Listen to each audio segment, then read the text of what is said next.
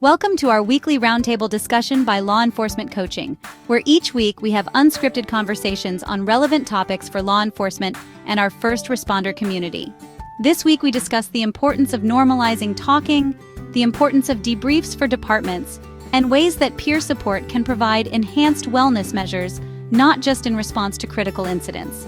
We appreciate you tuning in and hope you find some useful insights and information from these discussions.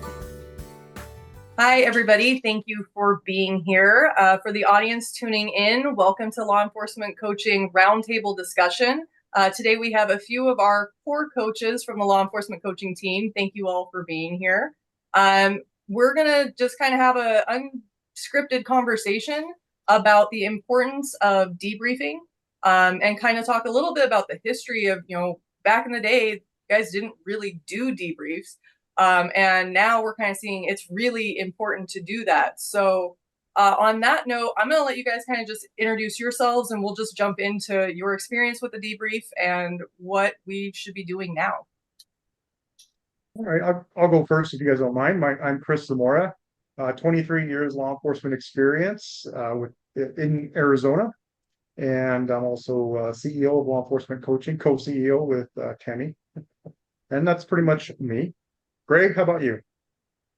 Greg Nottingham. I'm a retired sergeant from the Maricopa County Sheriff's Office here in Phoenix, Arizona, and I'm the Chief of Staff for Law Enforcement Coaching. And I served 31 years with the Sheriff's Office and retired in 2015. And my name is Mike Lawson. I did 23 years with the San Diego Sheriffs. I retired and then unretired. I currently work for the city of Chula Vista with the Chula Vista Police Department, and I am their wellness coordinator. Awesome. Well, and I'm Tami Sharp,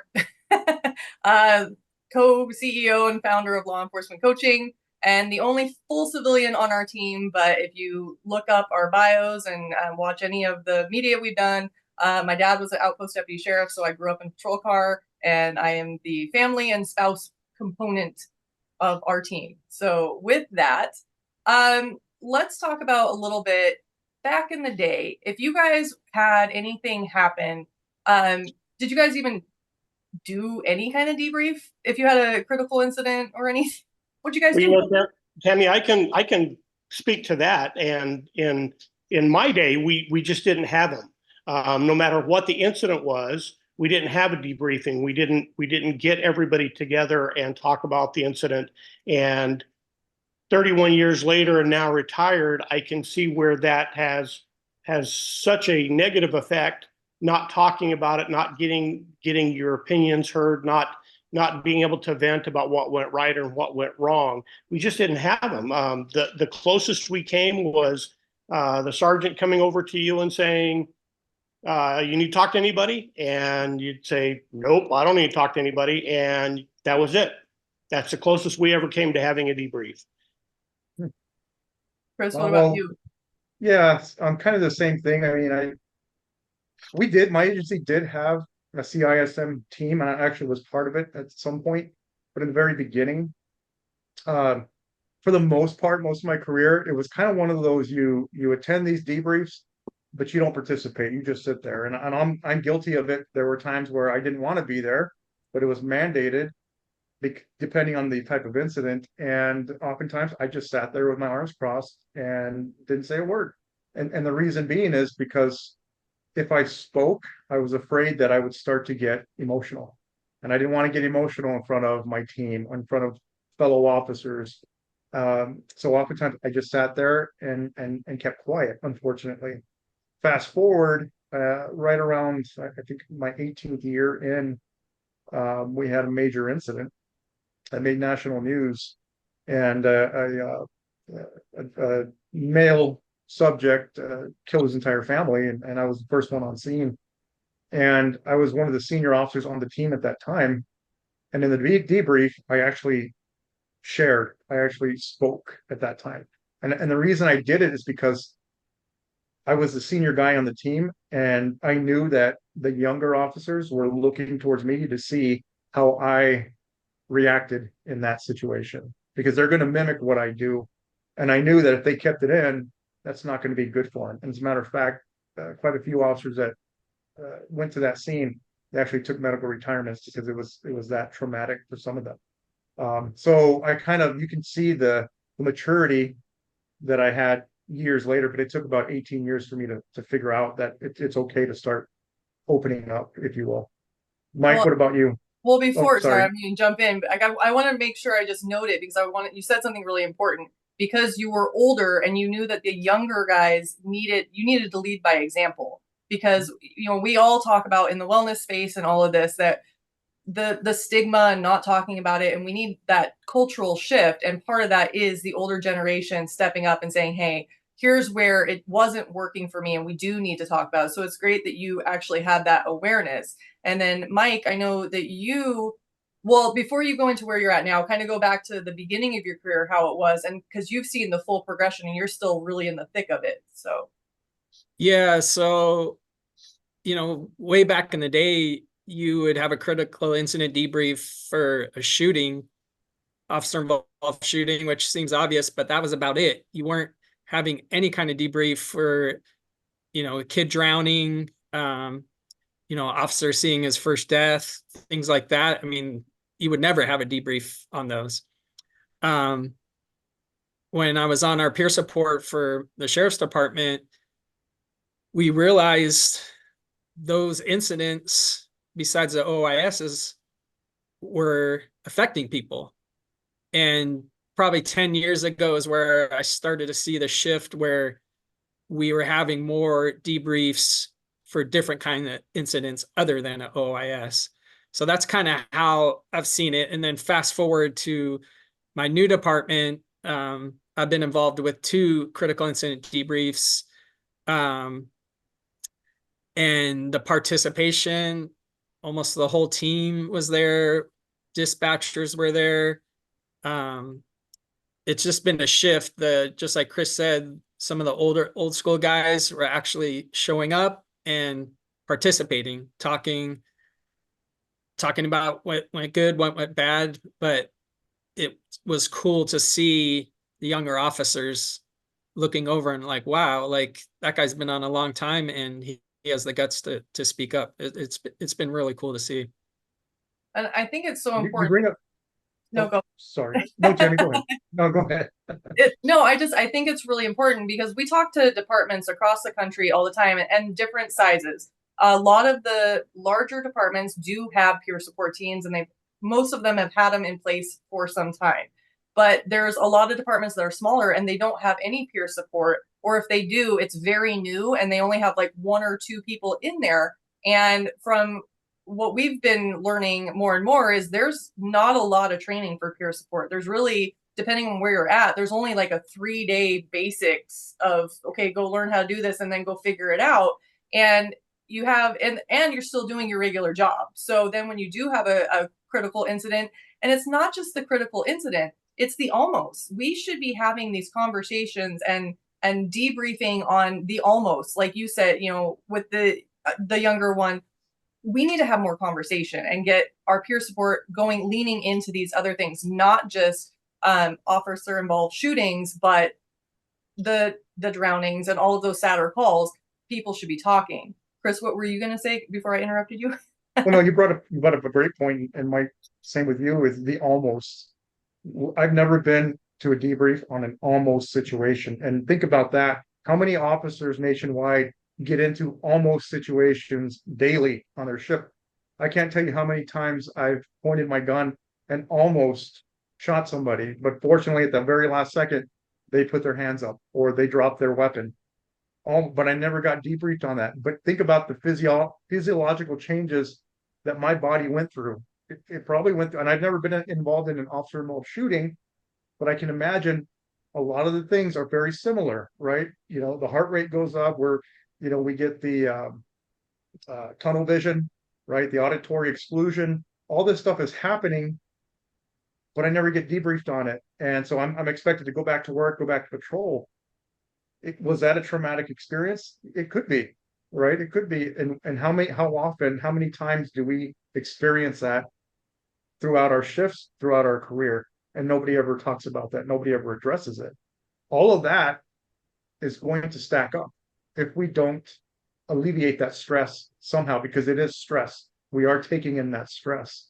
So we have to also be aware of that. The peer support team needs to be aware of that and reach out to these people that almost get into these situations, because you never hear about that. You're never going to hear about that. Unfortunately, you hear about OISs, right?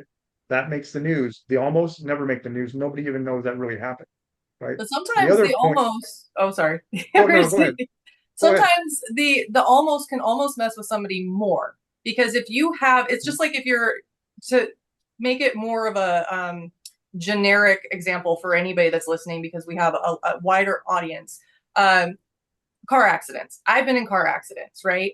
And when you've gone through the actual car accident, you're in fight, flight, or freeze. You're going to react, and then you're going to jump into the adrenaline rush of get shit done, I'm okay, and you're going to go into that mode, right? So because you've already gone through that, it's something happened, and now you're going to react to it, and then you process it later. But I've also had the almost, and those have messed with me more, where it's like, because I've been T-boned at intersections, I will still have a little bit, if somebody's coming up to a stop sign too fast, I have those triggers still in me. And those can mess with me, where it's like somebody, I know, Chris, you had somebody almost hit you through an intersection, and that jarred you a little bit, because your life kind of flashes and everything goes into perspective really quick. And so if you don't have somebody to talk about, this, as humans, we go like this. And I use this example often when we teach, but deer will go out into the woods and they will shake after something happens. They will convulse and they will get that energy out. And humans don't do that. We tense up, and then we tense up, and then we tense up, and we don't know why we can't sleep, and we need anxiety medicines, and we need to drink, and we need to relieve it because we're stressed out, because we don't talk about it. I'm just going off on a tangent now. Well, no, and you brought up that car almost hit me. This was like last month. And what happened when that happened? Yes, it's scary, because they were going at least 60 miles an hour as I was entering the intersection.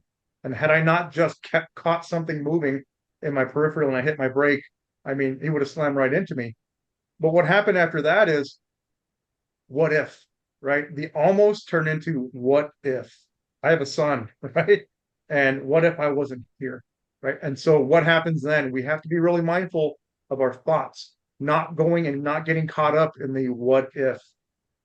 It's okay to plan ahead, especially if you're working patrol and you're going to a hot call. You want to plan on the what ifs. When you arrive on scene, what if this happens? How am I going to respond to that? That is okay. But in my case, this guy almost hit me. What if started to really mess with me, right? And now as I'm driving, I'm more focused on the what if, not really focusing on the present moment, on what's in front of me as I'm driving, right? That's how traumatic it was, like that, and it happened that quick.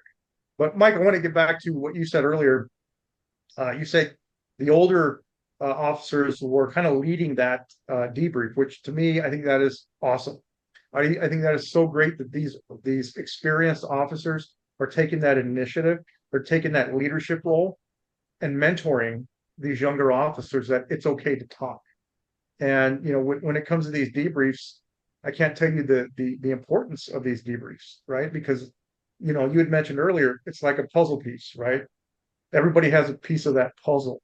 And sometimes, and this is how I explain it, to officers when I was still active duty, is we all have a piece of the puzzle. And especially the bigger, the more chaotic the scene is, the more puzzle pieces are out there. And sometimes we don't understand why somebody reacted a certain way, right?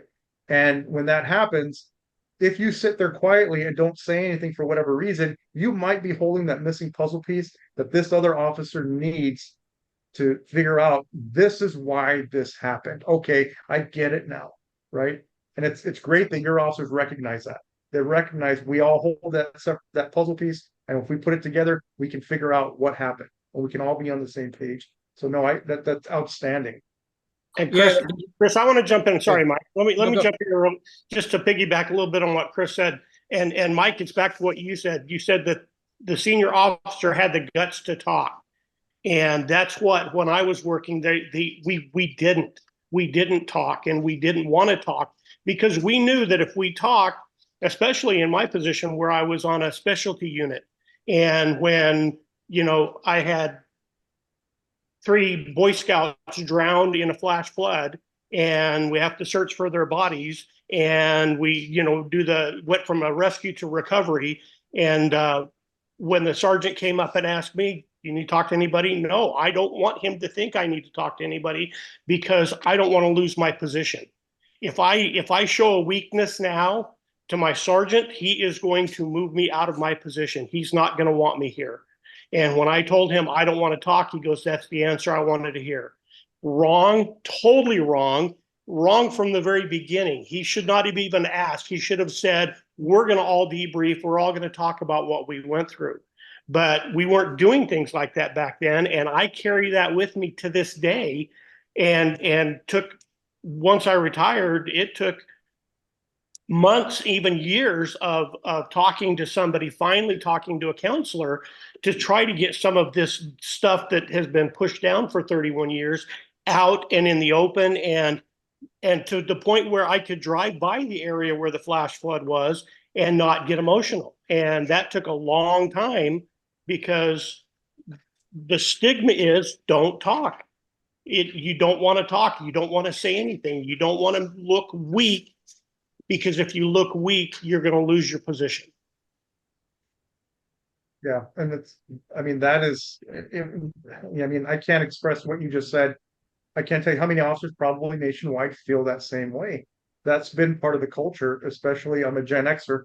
My generation, that was the culture, right? And the very beginning of my career, my first patrol sergeant said, "Don't ever share your feelings and emotions with anybody, not to a counselor, not to a therapist, because if you do, you might be committing career suicide." And as a young cop, I took that serious, and I kept that philosophy for years, and it didn't do me any good. Chris and I, we emphasize the importance, like you got to do it. You got to strike when the iron's hot. You cannot wait. If your incident happens on a Friday, do not wait until Monday to have that debrief. You need to get everybody in and mandate it, because even if they don't want to be there, even if you have officers that are sitting there thinking it's bullshit, I'm fine, it's so important, because you are going to hear it. You are going to listen, like Chris said, the pieces of the puzzle, and then those little shifts. Somebody says one thing that can forever change how you process everything that just happened. So I think it's really important. I think it's great that your department is kind of, leading a little bit more with those debriefs. With the younger generation, are you seeing that they're more open to talking, especially since the older generation sharing a little bit more? Yeah, I think we talked about it before we went on air. Like, I think some of the old school people like us, we have that resiliency that was taught to us by our upbringing, by our parents, where, some of the younger kids these days just don't have that. So they want the support. We got to give it to them. So it is a weird kind of dynamic, because we have this old school that didn't really need that, or didn't think they needed to talk about their stuff. And then this new school where they kind of don't know any better, but they're realizing they need it. They need the support. And just these 2 debriefs I've been involved with has shown like how important that is to address. And these are the big things. You're not going to catch everything, but it's when everybody shows up, the team is just better. I saw them when they came back from their time off, and you would have never thought anything even happened. It was crazy. I was just like, I couldn't believe it. I was like, wait, am I in the right briefing? Is this the right team and they didn't just have an OIS the whole week. They just got slammed. Like, I don't even know all the calls. They just got slammed. And everybody told me that. They're like, "Oh my God, this poor team is just," and then they ended with this OIS, and they all were rejuvenated. It was amazing. Their first day back, I was like, that's magic right there. Like, that's from the debrief. And their supervisors are awesome, and they're the ones that were vulnerable. Like, it's kind of the team leaders like help that process, and they have probably one of the best teams at the department because of that. I think, and again, you have a progressive department that's really emphasizing wellness. And I think, not to insult anybody out there, but just have the awareness. There is still a mindset of, well, I didn't have the help, so why should they? And we need to retire that whole line of thinking. And if somebody is kind of along that mindset, if you got to check in with how things make you feel, and understanding what emotions lead to what other emotions. There's a lot of angry people out in life right now. And that anger, it stems from pain. I know right now, after the most recent incident that happened with Trump, there's a lot of emotions happening there. Mm-hmm. And I'm sitting here like, that was an opportunity for every single police department, every first responder to have their own in-house debrief. That affected everybody, but because we're not talking about it, it's leading to the keyboard warriors coming out. Everybody's spouting their opinion. They're looking at how they would have done things. We should have done this. We should have done that. We're doing this divide because nobody's processing as a collective of like, let's take politics out. Let's take our personal opinions out and come in and have a healthy conversation, because that hurt everybody. We're all hurting as a nation. And because we're not talking about it, everybody's pissed off. And now it's fighting. So how are you guys? Let's talk about that, because that's what's happening right now. We're in the middle of history. So with Trump being shot at, where were you? And kind of how did that impact you? Yeah, so we're going to do like a makeshift debrief here on this incident, right? And again, we're not going to be talking about politics. It's just how did it make us feel, and where were we? And I was talking to Tami about this. I was at the gym, and my buddy Colton, you guys know Colton, he sent me a text or a video message about the incident. The problem is it cut right after the firing happened and Trump went down, and you didn't see him walk away. So to me, it looked like, something really, really bad happened to this man, to our ex-president. And physiologically, the way I can explain it is I went into cop mode, and my heart rate went up. I mean, the stressors just came. I hadn't felt this in 3 years. I've been retired for 3 years. Everything came back in the gym. And I think I got an adrenaline rush.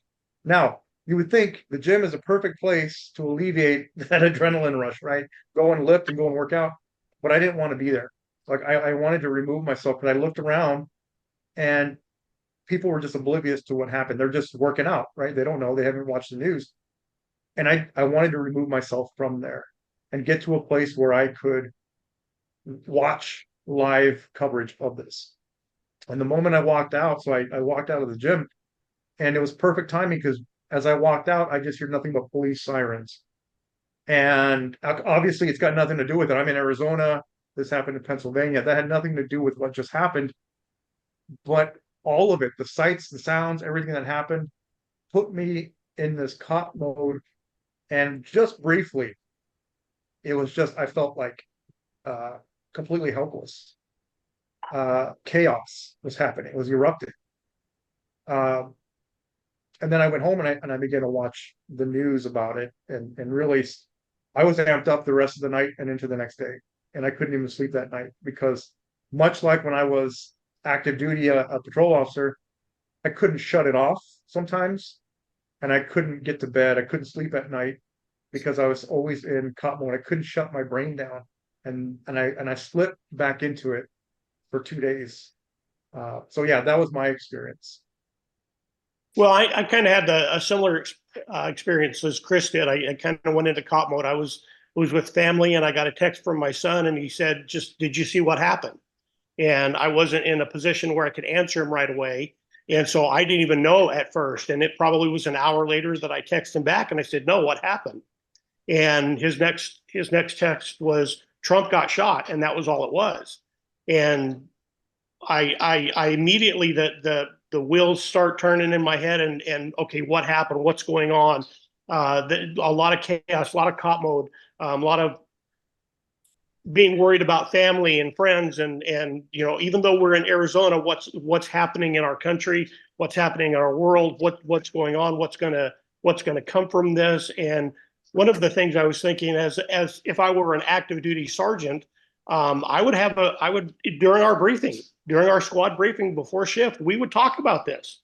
we would talk about what they do right, what they do wrong, what could we have done better, what if it was us, how would we have handled it, and then how's everybody coping with it? Is anybody having any issues, or do they need to talk specifically about it? But I agree with Chris. You just kind of went into cop mode, and then you start searching for the facts. What happened? What really happened? Where is it? What's going on? Is he, is it worse than just getting shot in the ear, or what's happening? Because then one of the later things I heard was Trump's in the hospital.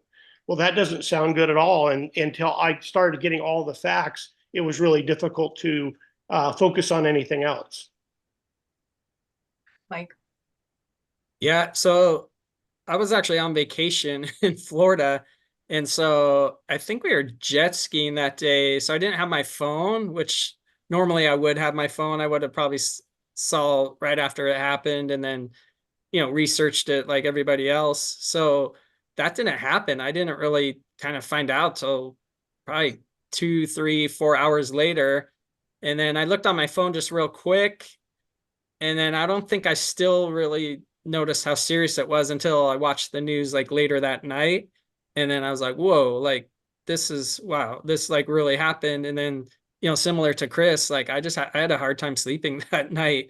And I've tried to do better not watching the news, but this was such a newsworthy event. Like I had to like just see every angle of it. Like I had to see what happened because I don't think, I really realized the gravity of it when I first looked at my phone, just like on Yahoo or something where it had a message about it. But yeah, same with me. I had definitely trouble sleeping that one night.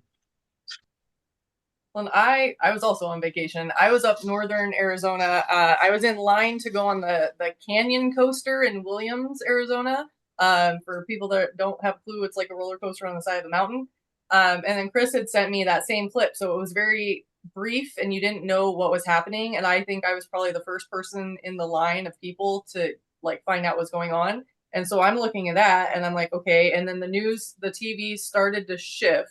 But I had a little different experience because at the same time that was happening, thunder and lightning storm came, and we were under a metal roof, and just like the biggest clap of thunder just like shook the whole thing. And I'm like, okay, we're out. So I was the first one out of line. I'm like, we're getting a refund. We'll come back another day. We gotta go. And then we went back to the campground that we were staying at, and I was listening to, everybody was out talking about it, right? And I realized a few things because I'm at an RV park that is mainly retired, older generation in Arizona, which I don't know how familiar people are with Arizona, but we're very pro-gun. I have never felt more safe because I realized everybody in that campground was locked, loaded, ready to go. And I realized how many retired military and first responders are just, out. They were all out, and they were all talking about it. And that kind of brings us back to, that need for the camaraderie, the communication. We all have that sense of like, we want to feel in control, and we just had control kind of taken away. And especially when you're being fed pieces of information and that puzzle doesn't add up, let the professionals keep coming out with that. But we need to be able to have those conversations. Otherwise, we as humans, we need to feel some sort of control. So for leading kind of this debrief kind of conversation around this, individually, we can't control what's going on with the bigger picture. We don't have any direct control with Trump or our politics, right? That, all of that. What we can do is control how we process everything, and then being there for each other, and how we help other people navigate it. And recognizing, again, anger, if you have somebody that's super pissed off, rightfully so, but understanding no matter what side of the political spectrum we fall on, that anger, the underlying root is pain. And so when we have a little bit more compassion, we can see each other as human and understand ultimately we all actually want the same thing, which is to feel safe, ultimately. Chris, were you going to say something? Well, I was going to say, to add on to that, once I got over the initial shock of what just happened, because that's history, right? And inches could have changed the outcome of history. And once I got over that shock, anger set in. and I was upset. I was pretty pissed off, to be honest with you, that somebody would try to do this to a former president. And it does not matter what side of the aisle that you're on, this should never happen. And I had my phone, and you guys know me, I don't post anything on Facebook. And I was wanting to post some stuff on Facebook out of anger. And this is where we have to be careful, especially if you're in law enforcement or you're a first responder, is because we live in a fishbowl. And if you put something inappropriate out there, it's there forever. And even out of anger, there were several times where I just wanted to hit send, and I'm like, nope, can't do it. And what did I do? I reached out to my inner circle of people, and I vented to them, right? People that I trust. Because we have to be careful. We don't want to engage in that type of, rhetoric, behavior, whatever you want to call it, because it's not going to fix the issue here. I felt helpless as a retired first responder. What can I do? Because what do we do as a first responder? We go towards danger. The danger was in Pennsylvania, so clearly we can't go there. But instinctively, we wanted to go there. I wanted to go there and help out and do whatever I could, but we can't. And so I did feel helpless here in Arizona. And so then I thought to myself, what can I do? If I would have sent those messages, that's reactionary. I'm reacting to this situation, and I'm reacting based off of emotion. And we have to be really careful with that. So instead, we want to respond. We respond through our training and experience as police officers, right? We use the OODA loop: observe, orient, decide, and act. And for me, what can I do? I can control my own emotions. That's what I can do. So what am I going to do? Well, I'm going to prepare myself. And that's what I started to think about this. Even though I'm retired, what am I doing to prepare myself for a major incident? Especially if I'm at like a situation like this, what am I going to do? How am I prepared for it? Am I working out regularly? Is my nutrition, or am I eating like garbage? I got to look at preparing my body, preparing my mental state for this. And, of course, we're cops. We own guns. We own shotguns and rifles. So guess what I was doing? I was cleaning my rifles, oiling everything up, and making sure everything was ready to go just in case, right? But again, it goes towards what can I control, and preparing myself for the unknown. That's what I can do. And that's what I would invite retired officers out there that might be feeling helpless, is prepare yourself, prepare your body, go to the gym, stay active, get out and about. Don't just sit stationary somewhere and waste away though you're retired, because you never know when you're going to be called upon. We all have these special skills that we might need to use someday at a major incident. So I don't know if you guys felt the same way or something similar. I don't know if you guys oiled up your guns or not. Well, on that, so as we're wrapping all of this up, first, thank you guys for being here. What are some things for anybody that's coming on, some of the key takeaways I think that we have are for peer support, to really step into it. Don't just wait. Don't just be reactionary, but check in and kind of take that peer support role and up the game a little bit. If you have an officer that had a close call or they had a hard call, pull them aside really, and don't just say, hey, how you doing? Good. And then cool, that's it. Like, lean in. We need to lean in. And even if you're not peer support in your department, you just as a compassionate human, it's a total team effort. And looking at those other people, making sure, hey, are you really okay? I know that I saw body cam footage. I can't remember the call exactly, but it was the kid that got involved. Somebody got out, started shooting, and they shot the windshield out of a civilian's car that was on the side. And the officer was just like freaking out, like, are you okay? And he did really good. He checked in with those innocent people, like, are you okay? Are you okay? But when the sergeant, whoever it was, came on the scene, they were asking the officer, are you okay? And he was like, yeah. He was still in that adrenaline, wanted to keep going. But whoever it was that came on scene, the sergeant made sure to pull him away and say, no, like, you need to take a step back. We're going to go make sure that you're okay. And I thought that was just a beautiful way of handling that, because they saw, like, no, you're not okay. and we're going to go get you to go talk and make sure that you're good and not just write it off. So I think that's really important that we have that awareness for the departments, and then for the individuals. Just for you guys, I don't want to do all the talking, but what are a few little tidbits of advice or guidance that you would give for anybody watching this? Tami, I would have to say, first off, talk. It's okay to talk. We need to talk. Don't wait until your career's over and now you have to find somebody to talk to, because that's going to be a chore in and of itself. Talk to people now. Talk to your peer support. Talk to coaching. Talk to whoever you can talk to. Start venting a little bit. Just get it out. Don't bury that stuff. Like I said, I retired in 2015, and I've got some stuff that stayed with me for years afterwards that I'm still trying to work through, and talking helps. Talking helps me to be able to sleep at night and to function during the day. We need to get rid of that stigma that you can't talk to anybody. And we need departments to understand that too. The guys are afraid to talk, so they're keeping it bottled up, and that's just going to hurt them in the long run. We need to start talking more. Yeah, kind of like what Chris said about having that inner circle. I didn't have that throughout my career, but the last probably 5 to 10 years, I started to create one, and that was game changer for me. Either chaplains, pastors, a men's group from my church.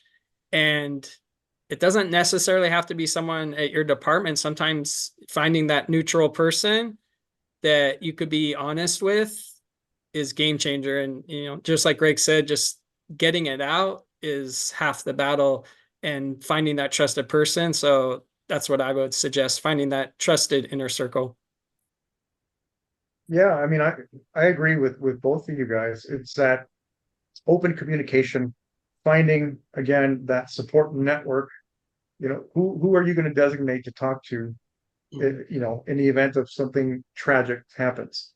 One of the things with my former agency that they did was they put an admin hour at the end of the shift. And the admin hour was designed to, if you have paperwork, you can get off the street, come in and do your paperwork before you go home. Or if you're caught up on paperwork, you can work out on duty that last hour of shift, to come off the street. And which was great because you get to work out.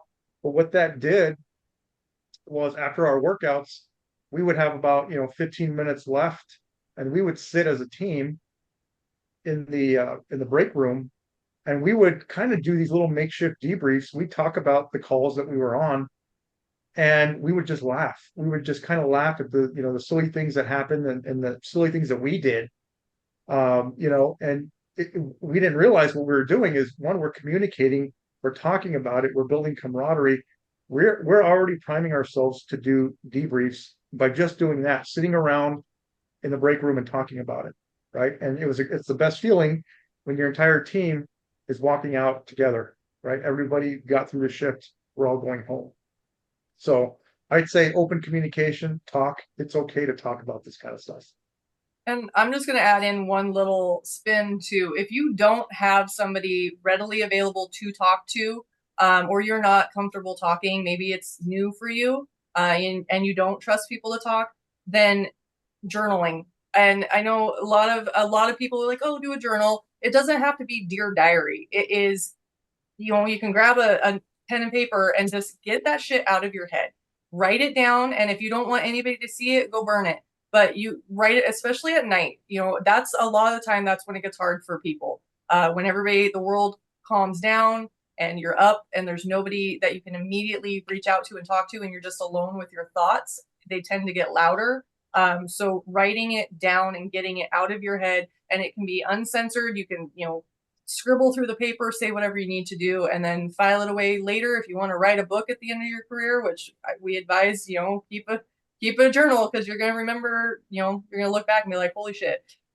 So that is my 2 cents. If you don't have somebody that you're comfortable talking to immediately, write it down. Otherwise, reach out and talk to whoever you can. And remembering that anger is pain. So identifying what the real issue is will help you move through that, and acknowledging, I'm hurting and this is why. So on that note, I think we're going to wrap this one up, but thank you all for being here. For those that tuned into this, you can follow If you do want to talk to somebody on our team, reach out and we're more than happy to connect you with one of our coaches, or utilize whoever you have in your department. Go meet your peer support if you don't know them, but talk. So thank you guys.